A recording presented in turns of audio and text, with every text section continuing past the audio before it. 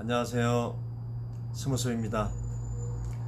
자, 기본적으로 이제 이전 시장까지 일반 부품하고 전원용 IC에 대해서 설명을 드렸는데, 오늘은 스코프, 오실로스코프에 대해서 사용 방법을 설명드리겠습니다. 오실로스코프는 우리 전자 수리 엔지니어의 장비들 중에서는 의료 장비하고 견줄 수가 있는데, 의료 장비 중에 MRI나 CT 이런 장비들하고 비교가 될 수 있겠습니다. 디지털 테스터기 같은 경우만 하더라도 이게 숫자로 평균 값만 보여주기 때문에 실제 회로상의 전류, 전압의 실제 상태를 이해하기가 좀 어렵습니다. 요즘은 이제 스코프 상으로 봤을 때 리플이 심하거나 뭐 노이즈가 심해도 테스터기 같으면은 이건 숫자로 보여주죠. 숫자로 보여주기 때문에 값을 정확하게 전류의 품질을 알 수가 없어요. 그래서 스코프의 그 중요성이 대단히 높죠. 그래서 요즘 수리를 하시는 전자 수리 엔지니어들은 스코프가 대단한 그 비중을 차지합니다. 그만큼 중요하다는 얘기죠. 그래서 오늘은 스코프를 이용해서 어떤 작업을 수행하는지에 대해서 설명을 해드리고, 또 간단하게 파워보드의 동작에 대해서도 겸해서 설명해 드리도록 하겠습니다.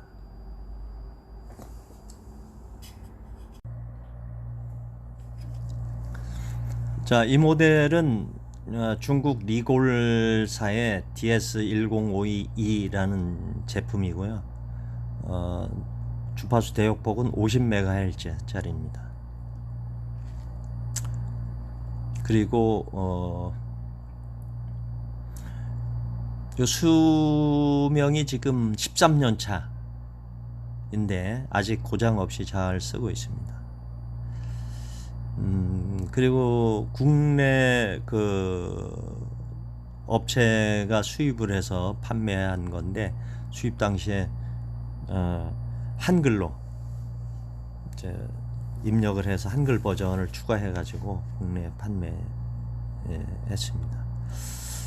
지금은 이제 7인치짜리로 나오죠. 화면이 7인치짜리, 요건 5인치짜리인데 7인치짜리로 이렇게 나옵니다. 근데 기능은 다 똑같고, 특히 영문으로 표기된 이 기능들, 여기 보시면 버튼에 표시된 기능들은 뭐 다 대동소이하게 어느 업체든지 뭐 메저, 에콰이어, 스토리지, 유틸리티, 디스플레이, 커서 이런 뭐 다 대동소이하게 되어 있기 때문에 한번 자기 장비를 갖추고 나서 이렇게 한번 설정을 해 보시고 하면은 다른 장비도 다 잘 사용할 수가 있어요.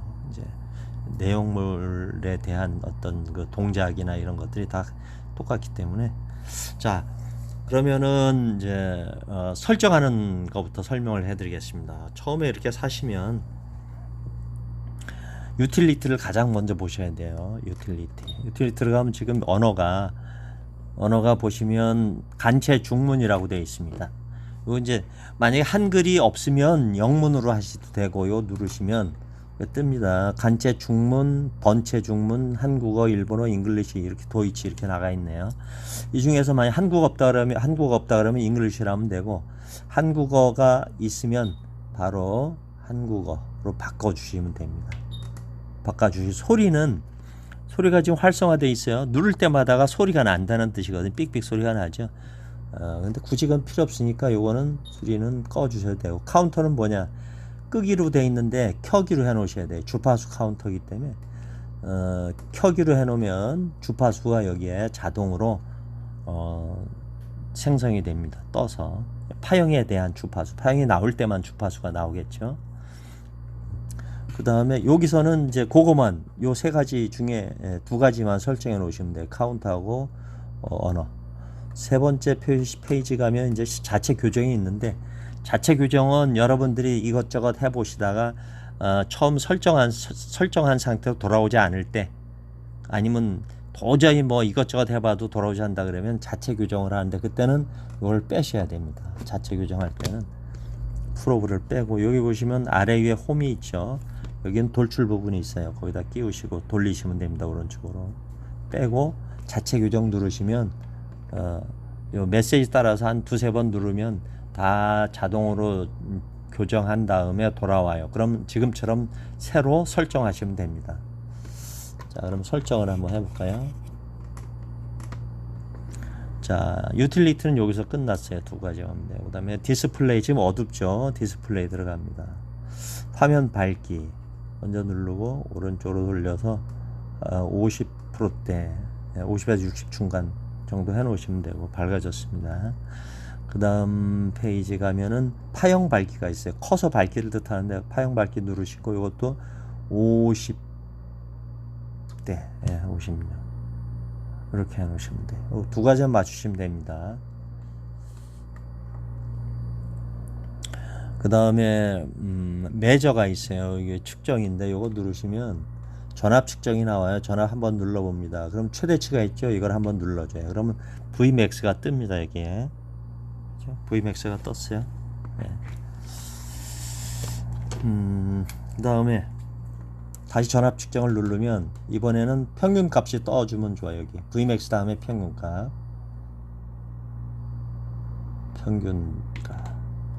평균 전압을 뜻하죠. V average라고 나와요. 평균 전압, 최대 전압.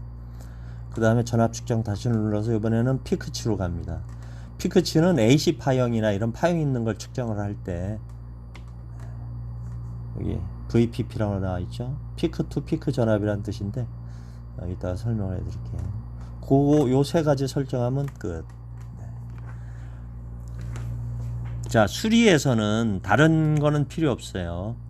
이제 측정 값은 요거 세 가지만 이제 화면에 노출시켜 놓으면 되고, 그 다음에 채널 1을 누르면 이렇게 나오는데 커플링을 직류로 해 놔야 됩니다. 직류 설정. 프로브는 곱하기 10으로 해야 돼요. 항상 곱하기 10.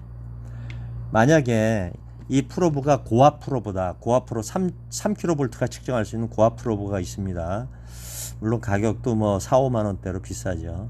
요런 그 고압 프로브 같으면 곱하기 100으로 해 놔야 돼요. 근데 이거는 일반 프로브이기 때문에 곱하기 10으로 이렇게. 그 다음에 채널 2를 운영한다. 이쪽에 채널 2죠. 여기도 프로브를 연결했다. 그럼 채널 2도 똑같이 프로브가 커플링 직류인데 프로브가 곱하기 1로 되어 있죠. 또 10으로 해 놓습니다. 그냥 프로브 설정 끝났어요. 여기 지금 채널 2를 눌러 놓은 상태에선 이 숫자들이 다 채널 2 중심으로 돌아가요. 지금은 이제 보통 우리가 수리할 때 한 개만 있어도 채널 1만 가지고 충분히 하고, 채널 2를 쓰는 경우는 보통 이제 이 새 제품을 구입하게 되면 프로브가 두 개가 기본으로 달리죠. 그럼 여기에 이렇게 연결해서 사용을 하면 됩니다. 두 개를 사용할 때는 두 개 회로, 또는 파워 같으면 1차와 2차 상호 간에 어떤 영향을 주는 게 있는지, 아니면 1차 측의 영향으로 2차 측에서 어떤 증상이 발생하는지, 이렇게 비교 분석할 때, 두 개 회로를 비교 분석할 때 그럴 때 사용합니다. 지금은 일단 채널 2는 필요 없기 때문에 오프. 그럼 채널 1만 돌아가겠죠. 자, 나머지는 뭐 설정이 크게 의미가 없고요. 자, 여기서 그 다음에 후크라고 그러죠. 후크에다가 프로브를 깊게 집어넣어서 딱 이렇게 하면 여기 걸립니다. 자, 이렇게 해서 오른쪽 하단에 보면 펄스 모양이 있어요. 여기다 딱 걸어줍니다. 걸어주면 자, 요런 파형이 뜨죠. 이게 펄스인데 만약에 이게 안 뜨면 오토를 한번 눌러주시면 돼요. 그럼 이렇게 떠요. 자, 이 상태에서 지금 기울기가 생겼죠. 펄스 모양에. 자, 여기 보시면 같이 동봉된 툴 중에 이런 게 있어요. 플라스틱으로 이제 별표 모양 또는 십자, 일자 이런 형태로 이제 돌리게 돼 있는데, 이건 십자네요. 자, 여기 보시면 여기 그 안에 저기 돌리듯이 십자나 일자 이런 식으로 이제 음각이 돼 있어요. 거기다가 이걸 집어넣고 돌리면 됩니다. 자, 한번 맞춰볼게요. 좌우로 돌려서 좌우로 이렇게 돌리면 맞출 수가 있습니다. 그래서 상단과 하단이 수평이 되게 이렇게 맞춰줍니다. 그렇게 해야 실제 회로에서 파형이 정확하게 실제 가깝게 검출이 되고 구현이 될 수가 있습니다.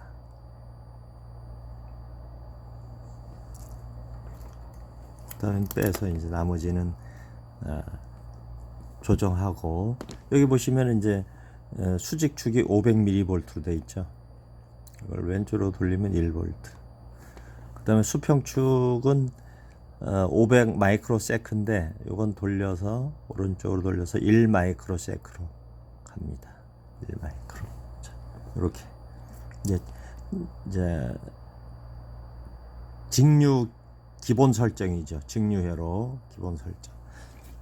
여기에 이제 전압은 왼쪽으로 돌리면 올라가죠. 2V, 5V 올라가는데 5V 이하의 회로에서는 2V와 1V를 조정해서 이 범위 안에서 측정을 하면 2로 해놓으면 한 칸, 여기 7칸이니까 14V 이내 측정이 가능하고 1로 해놓으면 7V 이내의 회로의 전압을 측정이 가능하게 되죠.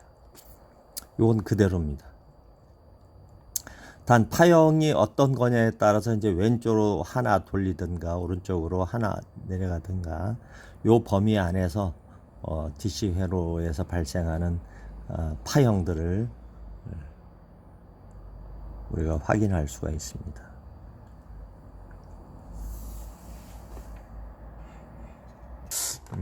자, 그러면 이제 일단 파형을 먼저 보고 수평 수직이 어떻게 이제 작용하는지를 봐야 되니까. 그리고 여기 보시면 이게 너무 짧아요. 그래서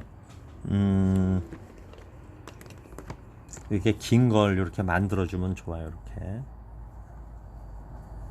길죠. 왜냐면 이런 파워보드 검사할 때 반대쪽을 검사하는 경우가 있거든요. 이쪽에다 접지해 놓고 좀 짧습니다. 이거보다 더 큰 파워들도 많으니까. 그래서 오늘은 이제 교체한 걸로 가정을 하고, 자, 이렇게 길게 이런 걸로 사용하는 걸 이제 연습을 어떤 걸 검사하는지 한번 보여주도록 하겠습니다.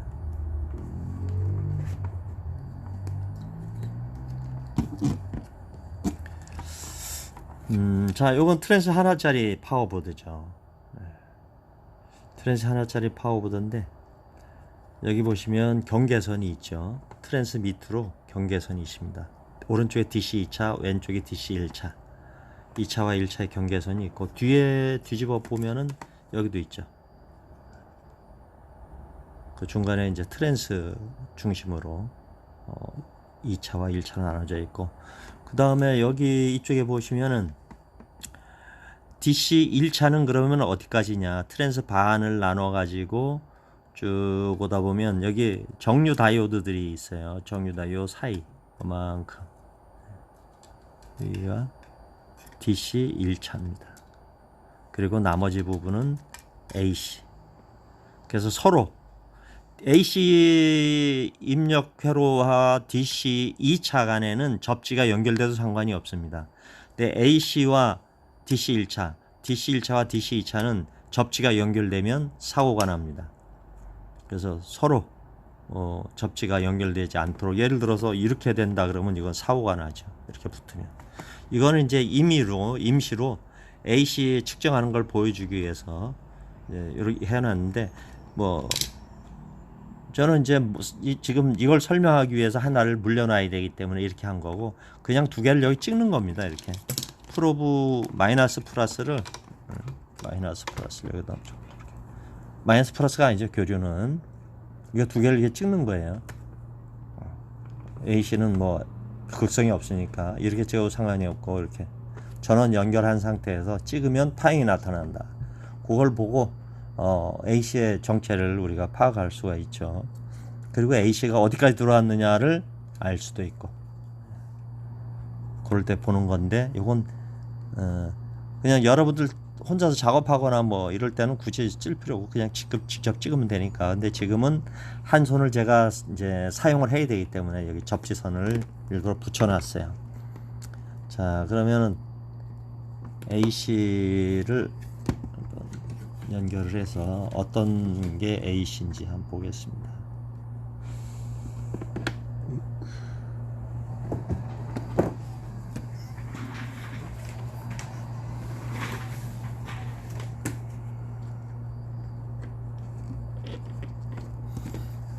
그다음에 주의할 것은 이렇게 고무 코팅된 장갑을 사용하시는 게 좋아요. 감전될 수가 있습니다. DC 1차 측과 AC 라인은 고압이 걸리는 부분이기 때문에.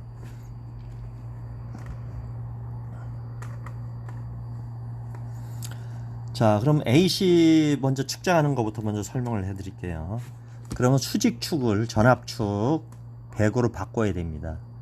지금 이건 뭐냐, 한 칸당 5V, 10V 본다는 거고, 지금 20V, 50, 100, 한 칸당 100V씩이니까 현재 이 상태라면 700V 이내의 범위의 전압을 측정할 수 있다는 뜻이 되겠죠. 자, AC는 이제 뭐 이렇게 한번 찍어보면,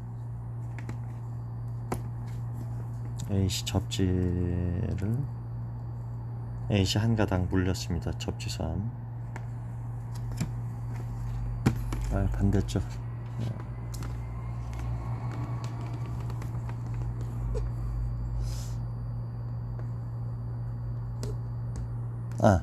근데 여기 보시면 아무것도 안 나타나죠? 왜? 전압은 맞는데 이게 틀리거든요. 수평축이 2ms까지 가야 돼요. 왼쪽으로 2ms, 20마이크로 왼쪽으로 돌립니다. 1mm, 2mm, 2ms까지 가야 돼요. 그리고 지금 커서를 포지션 그 노비 있죠. 좌우 포지션 상하인데 상하 포지션을 눌러가 중앙에 갖다 놔야 돼요. 자, 이렇게 되면 이제 요게 AC를 측정할 수 있는 기본 값 설정입니다. 자, AC는 이렇게 되는 거죠. 나오죠?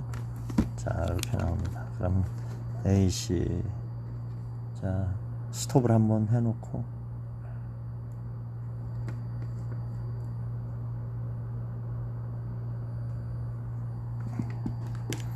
자, 지금 여기서 이건 뭘 뜻하냐면 주파수가 있죠. 주파수 카운트에 59.9908Hz, 그러니까 60Hz란 뜻이죠.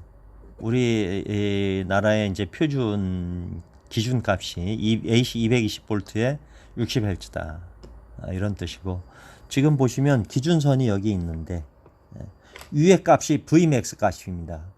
기준선에서 최고 정점까지의 값이 Vmax인데, 여기 보시면 316V로 떠 있어요. 여기에서 여기까지 316V다. 그 다음에 또 여기서 기준선에서 아래쪽 끝단까지가 316V다. 그래서 합해서 요거는 이제 지금 VPP가 바로 합한 값, 아래쪽 위쪽에 끝점까지가 피크, 여기 피크 전압이죠. 여기서 여기 피크 전압이, 피크에서 피크까지의 전압을 합한 값이 여기 나타나죠. 628V. 여기는 316V. 원래는 이제 곱하면 316 곱하기 2 하면 값이 나와야 되는데, 이게 AC의 특징입니다. 이렇게 딱 떨어지게 안 나오는 게 AC입니다. 그래서 AC는 이런 정도로 예, 아시고 그 다음에 미리세크를 아까 DC 기준인 1마이크로세크에서 측정했을 때 그냥 일직선으로만 나왔지 변화가 없었어요. 자 보실까요? 오른쪽으로 갑니다. 1미리세크, 500마이크로, 200마이크로세크, 100마이크로세크, 50마이크로세크. 수평에 가까워지죠. 10, 5, 2마이크로, 1마이크로. 완전히 수평이죠. 이 상태에선 찍어봐야 다시 한번 찍어볼게요. 찍어봐야 파형이 움직이지는 않아요. 생성이 안 돼요. 자, 그대로 있죠. 주파수는 떠요. 근데 파형이 안 나타나. 파형은 이제 다시 미리세크로 가면 이제 나타나죠. 미리세크. 그래서 교류 측정 설정은 이 상태 설정값이 수직축 100V, 수평축 2ms의 포지션은 커서 포지션은 중앙 이렇게 놨을 때 AC 파형을 측정할 수 있다. 주파수도 계속 끄트머리 소수점 밑에서는 계속 움직이죠. 네, 그건 AC 파형의 교류의 특징입니다. 자, 그러면 이제 DC 회로 측정하는 방법을 한번 보겠습니다. 자, 그러면 이 미리세크에서 마이크로로 가야 됩니다. 2마이크로 오른쪽으로 돌려서 마이크로로 내려갑니다. 1마이크로세크. 그 다음에 수직축은 지금 중앙에 와 있죠. 포지션이 이거를 맨 아래에서 첫 번째 줄로 내립니다. 왜냐하면 DC 전압은 플러스 전압만 거의 측정이 가능하니까 마이너스 전압을 재야 다면 이걸 반대로 올려야 되겠죠. 여기나 뭐 이쪽으로 올려야 되겠죠. 그런데 우리는 주로 플러스 전압을 측정하기 때문에 아래쪽에서 첫 번째 줄에 갖다 놓고, 자, 접지는 이제 뺍니다. 접지는 여기는 접지가 아니기 때문에 여기 보시면 접지가 이제 방열판인데 FET 방열판 이게 1차측 접지가 돼요. 그래서 여기 다리에 안전한 다리에다가 접지를 하고 이렇게 보시면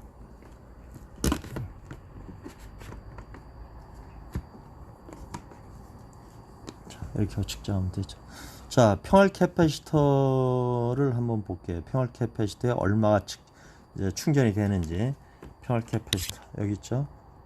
지금 병렬로 붙어 있는데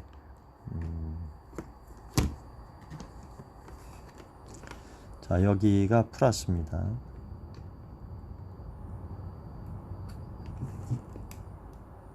여기 보시면 324V 이렇게 떠 있네요. Vmax 324. 자, 그럼 출력이 있는지는 바로 트랜스 4개 단자 중에 2개는 고압 단자고 2개는 여기서 밑에 2개가 고압 단자네요. 위에 2개는 저압 단자고. 자, 이 회로가 정상 동작했다면 여기 파형이 저런 파형이 떠야 됩니다. 약간 벌어진 파형인데 왼쪽으로 하나 좁혀 볼게요. 2마이크로세크. 네, 이런 파형인데 이게 주기적으로 파형은 이제 나오게 되면 정상 동작하죠. 이렇게 주기적으로 나오게 되면 저런 파형입니다. 저게 최종 출력이죠. 자, 저압으로 또 측정할 수 있는 회로가 이제 1차 측에 있죠. 그래서 전압을 5V로 바꿉니다. 5V는 이제 전압이 뭐 5V에서 24V, 30V 이내에 5V에서 30V 이내에 범위를 측정할 때 5V로 해놓으면 돼요. 자, 여기서 보면은 위에 고압 단자 2개, 그 위에 하나는 그라운드네. 요게 그다음 여기에 뭐가 나타나냐, 저런 파형이 나온다. 여기서 고압 측에서 유도된 파형이죠. 자기 유도된 파형입니다. 그래서 이렇게 나와 가지고 이게 어디로 가느냐, 여기서 고속 다이오드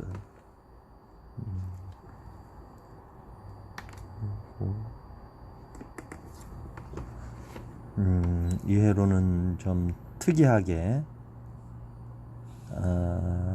이거 저항이, 여기도 저항 넘어왔어요.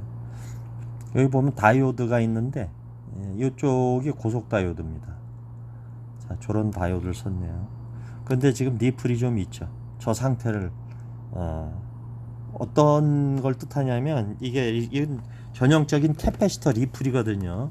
캐패시터가 있잖아요, 그죠? 캐패시터. 이 캐패시터가 용량이 작거나 필터링 역할을 제대로 못하는 거죠. 지금 이렇게 필터링. 어쨌든 뭐 저 정도로 낮은 범위로 이제 그 요런 정도로 뭐 약간 아래에 진폭이 있는 경우는 동작하는 데는 무리 없어요. 되려 아주 깨끗한 것보다는 약간 떨어주는 게 파워 IC 1차 측에 뭐 PWM IC, 그다음에 파워 스위치 이런 것들이 동작을 잘합니다.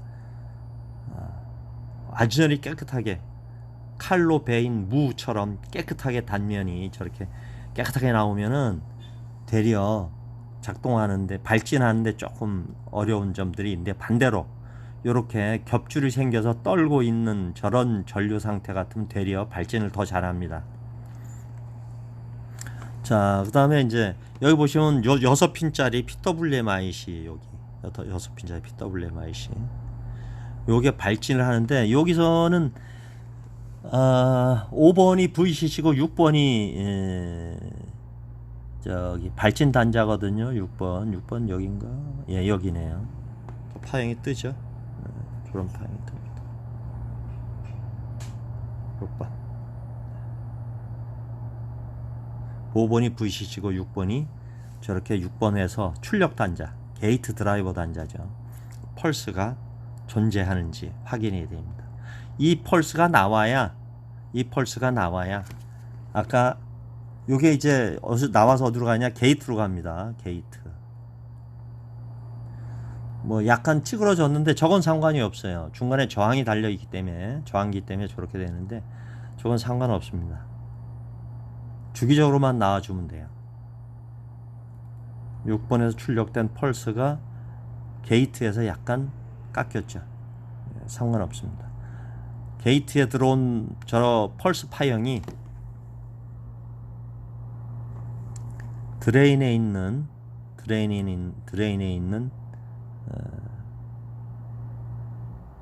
FET 드레인을 저렇게 파형을 만들어 주는 거죠. 그게 최종적으로 요 단자, 예, 여기가 드레인 출력 단자죠. 최종적으로 이제 이런 파형을 만들어내는 거죠. 그럼 출력은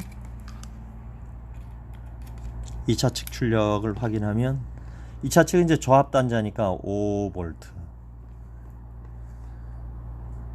여기 보시면 출력에서 이제 트넷에서 나오는 것들 보면 여기 찍으면 12V 라인, 입력은 이런 파형이 입력되겠죠.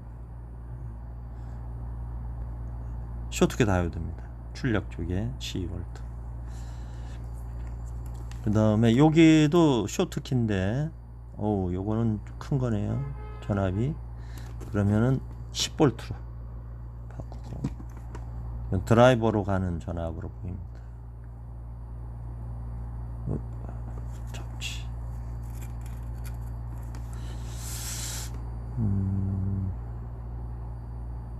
네, 전압이 크죠. 20으로 놔야 되겠네요. 네, 70V. 백라이트 켜주는 드라이버 회로죠. 이렇게 측정하면 되겠습니다. 자, 오늘 여기까지 마치겠습니다.